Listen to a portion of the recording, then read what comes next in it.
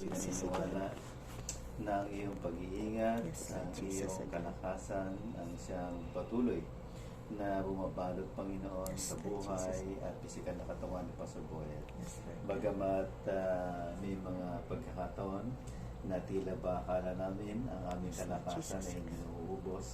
Alam naman po namin, Panginoon, na ikaw ang nagbibigay ng lakas. Yes, Lord. Pero may mga bagay din na tinuturo ka sa amin na hindi po namin kayang tugunan bilang mga pastor ang pangangailangan ng lahat ng tao. Yes, Lord Jesus. At aming pong dalangin na sa ganitong mga pangyayari at kaganapan sa aming buhay, lalo na po Yes, sa Lord. Suboyet, siya po ay mapaalalahanan na dapat din na bilang pinagkatiwala mong buhay sa kanya Yes, Lord katawan Jesus. ay ang ingatan at talagaan Yes, Lord na Jesus. dapat po ay magkaroon din ng disiplina Yes, sa Lord oras, Jesus. disiplina, Panginoon, sa lahat ng ginagawa Yes, Lord upang God. ang aming pong pangangatawan Yes, ay Lord Jesus. magkaroon ng lakas, hindi Yes, lang Lord para sa Jesus. iba, kung hindi para sa inyo Yes, at para Lord. sa aming pamilya. Yes, Lord. Panginoon, salamat kung paanong naagapan.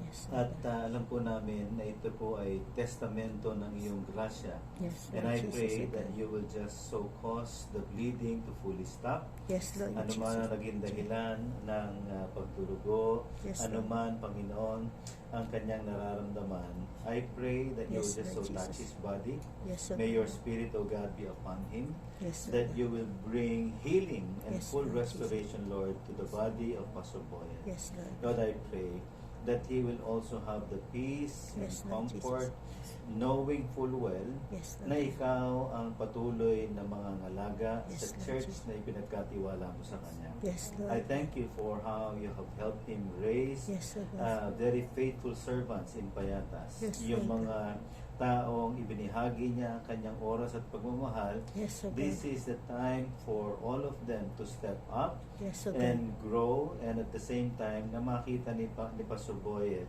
Yes, na Lord. nagbunga ang lahat ng kanyang itinanim. Yes, Lord. I pray also that this will be an opportunity for them as a family Lord Jesus. to enjoy each other, and Yes, more Lord. more importantly, enjoy you being Yes, their Lord Father, Jesus. being their Savior, O God. Yes, Lord. Lord, I pray that if possible, that He will be discharged soon, Yes, Lord. na Jesus. patuloy mong tugunan ang kanilang pangangailangan. Yes, Ito po ang Lord God. dalangin Ito sa po, pangalan ni Jesus. Amen. Amen.